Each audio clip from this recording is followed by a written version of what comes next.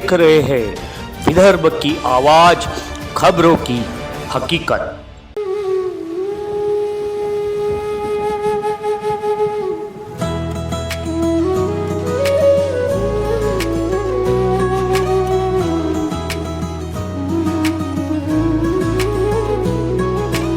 ऊंची ऊंची वादी में बसते हैं भोले शंकर।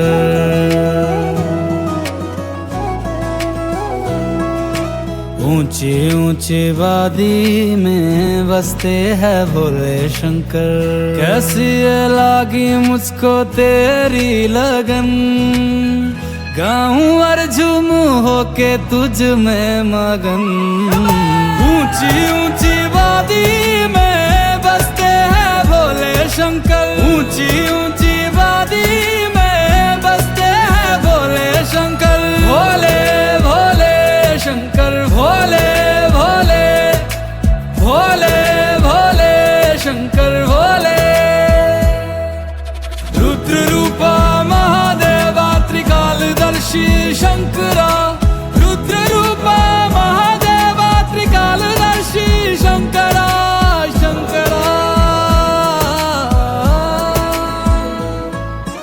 कोसों कोसों दूर जहां भी देखूं, चारों तरफ यहाँ जोगी योगी और है साधु।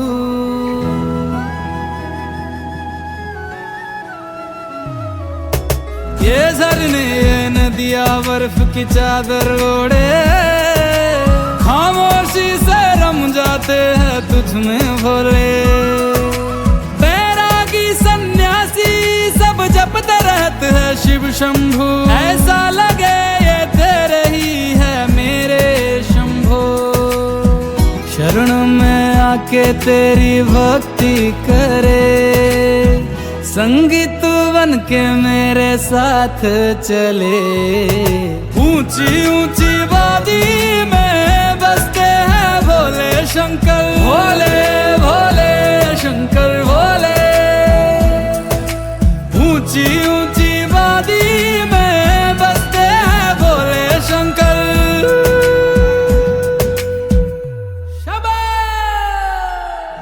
पर्वत पे बैठा मेरा भोला शंकर, मैं उसका दीवाना। भोलेनाथ का हूँ मैं दीवाना। भोलेनाथ का हूँ मैं दीवाना।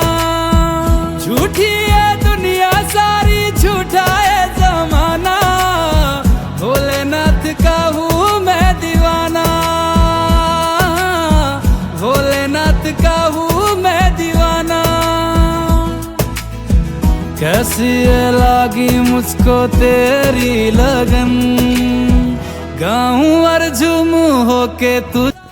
प्रेक्षकांनो, ओम नमः शिवाय। या प्रकारे मी पौराणिक ऐतिहासिक मंदिराला मी घेऊन चाललो आहे। ज्या प्रकारे मी आपल्याला बरेच मंदिराचे दर्शन केलेलं, आज असा एक ऐतिहासिक मंदिरापाशी आलो आहे। वाकोडी, जो सावनेर विधानसभा क्षेत्रातला हा वाकोडी गाव, जिथे कितीतरी वर्षातला इतिहास आहे। त्या इतिहासच्या पूर्णपणे अगर बघू शकता तर मी या शिव मंदिरात आहो, भोलेनाथच्या मंदिरात। आपण बघू शकता की भोलेनाथचं मंदिर आहे। हे मंदिर कितीतरी वर्षा पहिले, ज्या सन कितीतरी वर्षाच्या मागे अगर आपण गेलो तर ते सन 1994च्या 1294च्या पूर्वी गेलो आम्ही। त्या पूर्वी त्या मंदिराची जी रचना होती, हे मंदिर होतं, या ऐतिहासिक मंदिराचा हा पूर्ण भाग आपण मंदिरातलं भगवान भोलेनाथचं आपण बघू शकता की ते भगवान भोलेनाथचे जे मंदिर आहे ते मंदिर खूप पुराण आहे। आणि त्या मंदिराची काय पूर्ण कथा आहे, त्या पुराणाची ऐतिहासिक काय आहे, या ऐतिहासिक भूमीवर माझ्याबरोबर ट्रस्टचे अध्यक्ष मदनकरजी आहे, आमच्याबरोबर पूर्ण ट्रस्टचे लोक आहेत, या कमिटीचे लोक आहेत। ज्या ऐतिहासिक पौराणिक या मंदिराचं काय एक कथा आहे, काय याचा पूर्ण इतिहास आहे, आमच्या मदनकर साहेबांना विचारलं। सर, आपलं स्वागत आहे विदर्भ की आवाज मध्ये। सर्वात अगोदर मला सांगा सर की इतिहास आहे या मंदिरातला, या माध्यमातून कितीतरी वर्षा पहिले सन 1294 मधून हा मंदिराचं निर्माण झालं होतं। सर, काय इतिहास आहे?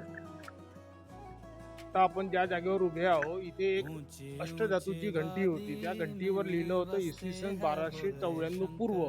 याचाच अर्थ मंदिर आधी झालं, त्याच्यानंतर 100-200 वर्षांनी बेल लावण्यात आली। त्याच्यामुळे आम्ही आज मी दाव्यानं सांगतो का हे मंदिर किमान 1200 ते 1400 वर्षापूर्वीचं आहे।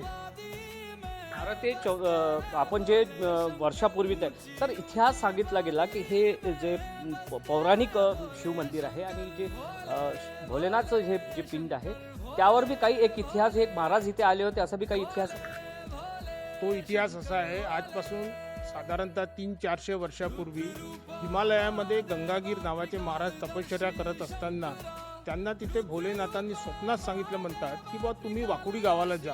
ते हिमालयातून थेट वाकोडीपर्यंत पायी चालत आले. आल्याच्या नंतर त्यांनी वाकोडीतल्या सर्व जनतेला बोलावलं की बा मला इथे 7 दिवस देवाची आराधना करायची आहे, तुम्ही मला कृपा करून त्रास देऊ नका. लोकांनी त्या काळामध्ये, आता लोक सर्व अडाणी होते, लोकांनी कबूल झालं की ठीक आहे महाराज तुम्ही तपश्चर्या करा.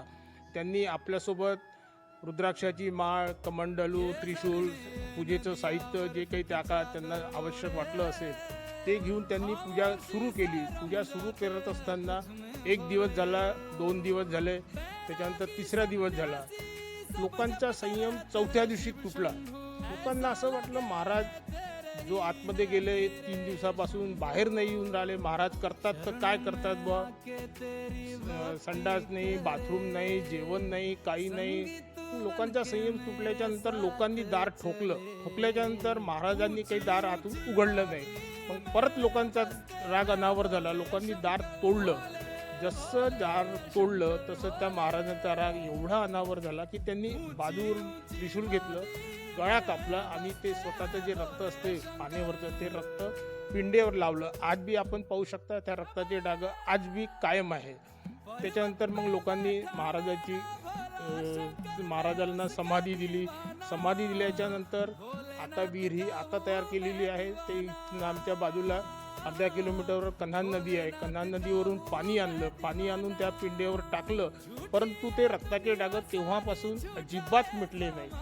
तेव्हापासून म्हणजे आजपासून 300-400 वर्षापूर्वीपासूनचे रक्ताचे डाग लाखो करोडो वेळा अभिषेक झाले असेल, परंतु ते डाग आज बी कायम आहे आणि हे या मंदिराचं वैशिष्ट्य आहे. या मंदिराचं वैशिष्ट्य आहे. ज्या प्रकारे मदनकर साहेबांनी सांगितलं की जे इथे जे साधू आले होते, ज्यांनी ते महाराज आले होते, ज्या महाराजांच्या 3 दिवसात मंदिर उघडलं नाही आणि गावकऱ्यांनी येऊन ते मंदिर तोडलं उघडलं, तेव्हा महाराजांना राग आला आणि ते महाराजांनी आपला गळा त्या त्रिशूलने कापला आणि त्याचे रक्त आहे ते आता बी पिंडीवर आहे. आपण बघू शकता की ते कॅमेरामॅनला विनंती करतो की आपण ते पिंडी दाखवा. आपण बघू शकता की त्या पिंडीवर आता बी त्या प्रकारे रक्त आहे, त्या पिंडीवर आता बी त्या रक्ताचे डाग आहे आणि पौराणिक आहे, हा इतिहास आहे. हा इतिहास 400 वर्षा पहिलेचा इतिहास हा आहे आणि मदनकर साहेबांनी सांगितलं की या इतिहासाला एक या गावाच्या लोकांना आताही इथे मोठी यात्रा भरते, तिथे लोक येतात, गावकरी येतात. आता काही दिवसानंतर इथे श्रावण सोमवार चालू होणार आहे.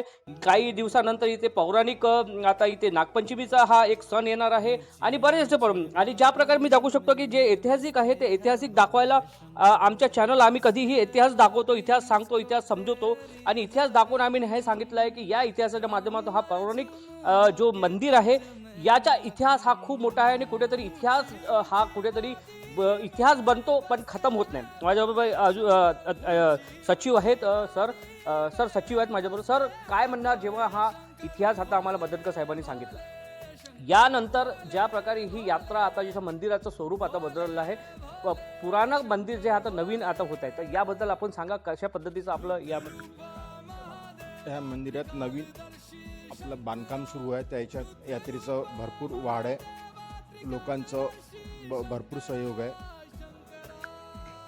आणि सर्व विश्वस्त मंडळांनी सर्व याच्यात हातभार लावून सर्व मंदिर, आपल्या इकडे ऋषीजीचं मंदिर, गावकरी लोकांची मदत, बाहेर लोकांची मदत, सर्वांनी मदत करून मंदिर समोर वाढत आहे. सर मी तुमच्याकडे येईल. मला सांगा सर की आता जसा क दर्जा दिला आहे माननीय आतालचे तात्कालिक मुख्यमंत्री आणि अगोदरचे नागपूर जिल्ह्याचे पालकमंत्री त्यांनी साहेबांच्या मागे देवेंद्र फडणवीस साहेबांनी याला क दर्जा दिला. तीर्थक्षेत्र मोठं होत आहे, मंदिराचं स्वरूप बदलत आहे, यात्राचं स्वरूप बदललेलं आहे, भाविक जे आहे यात्रेला येत आहे. काय अजून स्वरूप नवीन होणार आहे, या मंदिराची रचना कशी होईल? बघा, माननीय मुख्यमंत्र्यांनी हे सदर मंदिर हे क गटामध्ये समाविष्ट केलेलं आहे. त्यामुळे आम्हाला शासनाकडनं शिकार फंड येतो आहे. फंडातून आम्ही ह्या मंदिराचं डेव्हलपमेंट, आजूबाजूचा परिसर डेव्हलप सुरू आहे. त्यामुळे लोकांचं जास्त इथे येण्याचं कार्य सुरू आहे. त्यामुळे लोक स्वखुशीने राशी जमा करून ह्या मंदिराला हातभार लावतात. यात्रा कधी राहते इथे? इथे यात्रा आता श्रावण सोमवारच्या काळामध्ये महिनाभर यात्रा भरतो आणि नंतर शिवरात्रीला 15 दिवस सतत यात्रा सुरू असतो. हा इतिहास आहे. मदनकर साहेब, मी अगोदर अजून तुमच्याकडे येईल. सरांकडे येतो मी, त्यानंतर मदनकर साहेब मी तुम्हाला अजून एक प्रश्नाचं उत्तर घेईल. मला सांगा दादा की गावकऱ्यांना जेव्हा जसं मदनकर साहेबांनी तो इतिहास सांगितला, तर तेव्हा ज्या आपले जे जसं समाधी आहेत म्हणतात त्या महाराजांची, मला सांगा की मग गावकऱ्यावर काही असं संकट आलं का त्यानंतर त्यांचा मृत्यू झाल्यानंतर? हो, गंगागीर महाराजांनी या ठिकाणी समाधी घेतल्याच्या नंतर काही लोकांची अशी आस्था होती की हे गाव शापित आहे आणि म्हणून त्या शापापासून गावमुक्त होण्याकरता हा जो प्रकार आहे, या मंदिराचा जो प्रभाव आहे तो संपूर्ण विदर्भामध्ये आहे आणि संपूर्ण विदर्भाची जनता या ठिकाणी आणि भक्तरूपाने दर्शनाकरता येतात.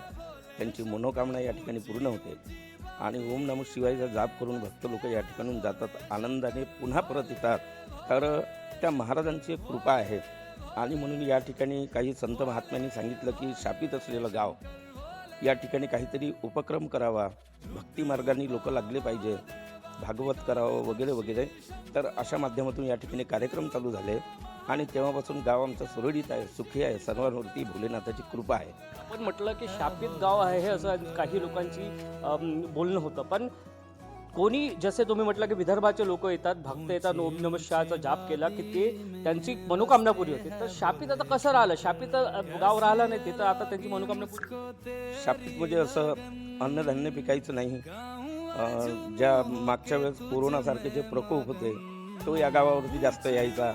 पूर्वीच्या काळामध्ये हैजाचा एक रोग आला होता, त्याच्यामध्ये अनेक लोक मृत्युमुखी पडले. त्याच काळातली ही गोष्ट आहे. त्यानंतर मात्र अशा प्रकारचा आमच्या गावामध्ये जेव्हा 2021मध्ये कोरोना आला तेव्हा एकही व्यक्ती आमच्या गावातून मरण पावलेला नाही किंवा कोरोनाग्रस्त झालेला नाही. म्हणजेच आमची आस्था अशी आहे की भोलेनाथाचा आशीर्वाद संपूर्ण गावावरती या ठिकाणी येणाऱ्या भक्तांवरती आहे असं आम्ही गृहीत धरतो. दादा मी तुमच्याकडे येतो. मला सांगा सर, मी छोटंसं की शापित गाव म्हटलं, पण आता गावाचं स्वरूप बदललं, मंदिराचं स्वरूप बदललं, मदनकर साहेब आहेत, आपली टीम आहे पूर्ण. तो कुठेतरी आता येणाऱ्या यात्रेकरांना इथे आपलं जे भविष्य या यात्रेकरांना मनोकामना ते पूर्ण. आता जे येणारे यात्रेकरू आहे पुष्कळ दुरून दुरून येते, बाहेर करून त्याच्या मनाची समाधानी त्याची जी इच्छा आहे ते परिपूर्ण होते इथे. असे काही उदाहरण आहे आणि ज्याइले काही काही लोकांना इथे चमत्कार बी खूप पुष्कळ इथं दिसलेले आहे. का सांगण्याजोगतं काही असं काही नाही, चमत्कार चांगले दिसले का तात्काळ असं दर्शन बी दिलं आहे काही काही लोकांना. त्याच्याचमुळं लोकांचे ज्या काही मनोकामना आहे त्या पूर्ण होते, म्हणून लोक बिलकुल इथे येते. जसं शिवरात्रीला एक यात्रा भरते, श्रावण महिन्यामध्ये पूर्ण महिनाभर चालते, नागपंचमी आणि पुन्हा हे ऋषीपंचमी याच्यामध्ये चांगली यात्रा भरते. 2-3 वेळेस चांगली आणि श्रावण महिनाभर चालूच राहते यात्रा. म्हणजे लोकांच्या मनोकामना पूर्ण होते म्हणून दूर दुरून लोक येते इथं. म्हणजे बॉम्बेपासून तर इतर पासून लोक येते इथं. काकाजी आहेत माझ्याबरोबर, खूप वयस्कर आहेत. काकाजी, जसं मदनकर साहेबांनी सांगितलं तर की आपण बी बऱ्याच वर्षापासून गाव पाहायला असेल, आपल्याला काही अशी घटना या मी या मंदिरामध्ये बरेचशे दिवसापासून इथे येणं जाणं माझं चालू आहे. रुक्मानंदजी महाराज होते आमच्या वाकोडीचे, ते त्यांचे कार्यक्रम या ठिकाणी होत होते, अभिषेक वगैरे होते. त्यांना मला बोलवायचं, मी इथे यायचं आणि बरेचसे वेळा या ठिकाणी मी हजेरी मारलेली आहे. तर रुक्मागत महाराज या मंदिराविषयी बरंचसं काही सांगून गेले ते, आणि या गावात थोडं या मंदिराची जी सुरुवात रचना तयार झाली तर इथून सर्व काही हळूहळू चांगलंच होईल बा असं त्यानं सांगितलं. परत मदनकर साहेब मी तुमच्याकडे येतो. निधीची गोष्ट करू, मंदिराची रचनेची गोष्ट करू तर पालकमंत्री आता जे आपले बावनकुळे साहेबांनी याला 15 लाख रुपये आपल्याला दिले आणि आता शासनाच्या माध्यमातून गट आहे. अजून हा मंदिर डेव्हलप झालं पाहिजे या माध्यमातून आपल्याला दिलेले हे जमीन आहे, जे एका गृहस्थांनी तुमच्याच गावातल्या एका गृहस्थांनी याला 15 एकर जमीन दिली. तर सर आता काय, कशी याची रचना, अजून समोरची रचना काय आहे? या मंदिराला सन 1938 मध्ये गणपतराव गाडगे म्हणून आमच्या इथे मालगुजार होऊन गेले. त्यांनी 16.5 एकर जमीन त्या काळामध्ये 1938 मध्ये मंदिराला दान दिली आणि हा आमच्या मंदिराचा सर्वात मोठा प्लस पॉईंट आहे. त्याच्यामुळे झालं काय, जेव्हा देवेंद्रजी पहिल्यांदा नागपूर जिल्ह्याचे पालकमंत्री झाले तेव्हा आम्ही तीर्थक्षेत्र क गटामध्ये प्रस्ताव टाकून त्यांच्या हाते मागे लागून तो प्रस्ताव आम्ही मंजूर केला. त्याच्यामुळे महाराष्ट्र सरकार मंदिर बांधण्याकरता 1 रुपये देत नाही. एवढं मंदिराचं जे बांधकाम सुरू आहे हे सर्व लोकवर्गणीतून सुरू आहे. परंतु येणाऱ्या भक्तांना त्रास होऊ नये याच्याकरता शासन जे मदत करते त्यापैकी त्यांनी सर्वात पहिले 50 लाख रुपये दिले आम्हाला स्वच्छतागृहाकरता देवेंद्रजींनी. त्याच्यानंतर किचन रूमकरिता 50 लाख रुपये दिले. त्याच्यानंतर आता जे काम सुरू आहे डायनिंग हॉलचं, किचन रूमच्या समोर डायनिंग हॉलकरिता 99,99,000 रुपयाचा निधी महाराष्ट्र सरकारने मंजूर करून दिला. त्याच्यामध्ये बावनकुळे साहेबांचा, डॉक्टर पोद्दार साहेबांचा, आमदार आशिष देशमुखांचा सिंहाचा वाटा आहे. आणि बावनकुळे साहेबांनी त्यांच्या वैयक्तिक स्थानिक विकास निधीमधून 15 लाख रुपये दिले. त्याचं आम्ही आता ऑफिसचं काम सुरू आहे आणि आमचा प्लॅन साधारणतः 200 ते 300 कोटी रुपयाचा प्लॅन आम्ही ते जे आर्किटेक्ट आहे त्यांच्याकडून आम्ही मागे लागून एक तसा प्लॅन तयार करणं सुरू आहे. कारण जमीन भरपूर असल्यामुळे आमच्याजवळ स्कोप भरपूर आहे मंदिर डेव्हलप करण्याकरता. तर तो उर्वरित प्लॅन महाराष्ट्र सरकारच्या मागे लागून आम्ही तो करू आणि सरकार पाठीशी असल्यामुळे आणि भोलेनाथाचा आशीर्वाद असल्यामुळे ते आमची मनोकामना नक्कीच पूर्ण झाल्याशिवाय राहणार. शेवटचा प्रश्न सर, ज्या प्रकारे आता श्रावण सोमवार लागल, यात्रा सुरू होणार, नागपंचमी आणि त्यानंतर मग शिवरात्री येणार, तर भाविक जे आहे आता जे तुम्हाला बघित आहे या माझ्या चॅनलतून तुम्हाला बघत आहे, तर भाविकांना, येणाऱ्या भाविकांना काय आपण या भोलेनाथच्या माध्यमातून, या मंदिराच्या माध्यमातून आपण त्यांना काय सांगणार, काय संदेश? येणाऱ्या भाविकांना माझी एकच नम्र विनंती आहे की आपण श्रद्धा ठेवून जर आले, कारण गेल्या अनेक वर्षापासून एवढे भाविक येतात आणि ते त्यांचे स्वतःचे अनुभव सांगतात की आम्हाला मूलबाळ नव्हतं, मूलबाळ झालं, आमचं नोकरी लागत नव्हती, नोकरी लागली, म्हणजे वाटेल तेवढे प्रत्येकांना ज्याला परमेश्वर जसे दिसलं तसं त्यांनी सांगितलं तसं प्रत्येकाला वाटते. प्रत्येकाने आपली श्रद्धा जर मनामध्ये ठेवून जर आले तर निश्चितच त्याच्या मनामध्ये जे काही असेल त्याची प्राप्ती त्यांना भोलेनाथ दिल्याशिवाय राहणार नाही याची मला गॅरंटी. जर आपल्या मनामध्ये आपण ज्या प्रकारे आपण आपल्या मनामध्ये भावना ठेवली, श्रद्धा ठेवली, तर या भोलेनाथच्या मंदिरामध्ये जसं आम्ही उभं आहो, आमचे या ट्रस्टचे संपूर्ण पदाधिकारी आहेत आणि या भोलेनाथच्या पदाधिकाऱ्यांच्या माध्यमातून यांनी आज तो इतिहास सांगितला. इतिहासाच्या माध्यमातून या भोलेनाथच्या आम्ही दर्शन केलं आणि त्या भोलेनाथाला साकडा घातला आहे की या मंदिराचे स्वरूप, या मंदिराची यात्रा, यात येणारे भाविक आणि येणारे दर्शन करणारे लोक मोठ्या प्रमाणात यावं आणि या प्रकारे या मंदिरातला इतिहास आमच्या चॅनलच्या माध्यमातून भारताच्या कानाकोपऱ्यात घ्यावं, खवाखेड्यात जावं. त्यांच्या भोलेनाथचे जे भक्त आहेत, जे भोलेनाथाला जे उपास ठेवतात, श्रावण सोमवारचे उपास ठेवतात, ज्या सोमवारची आता आज सोमवार आहे आणि आज भोलेनाथचा दिवस आहे आणि त्याच सोमवारच्या दिवशी त्याच भोलेनाथच्या या प्रसिद्ध ऐतिहासिक मंदिरामध्ये मी आलो आहे आणि त्याचा इतिहास आलो आहे आणि या माध्यमातून मी जिथे उभा हो हा सावनेर विधानसभा क्षेत्रातला वाकोडी गाव आहे आणि याचा इतिहास, या भोलेनाथजीचा इतिहास आज सोमवारच्या दिवशी आम्ही तुमच्या माध्यमातून ट्रस्टचे अध्यक्ष मदनकर साहेब, बाकीचे संपूर्ण पदाधिकारी आणि यांच्या माध्यमातून हा स्वरूप मोठा जाणार आहे आणि येणाऱ्या काळामध्ये हा भव्य दिव्य मंदिर होणार आहे आणि ज्या लोकांना श्रद्धा आहे, ज्यांच्या श्रद्धा आपण येतात या